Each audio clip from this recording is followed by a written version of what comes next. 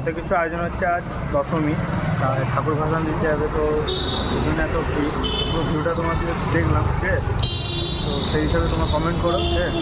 জয় Vishnu, জয়।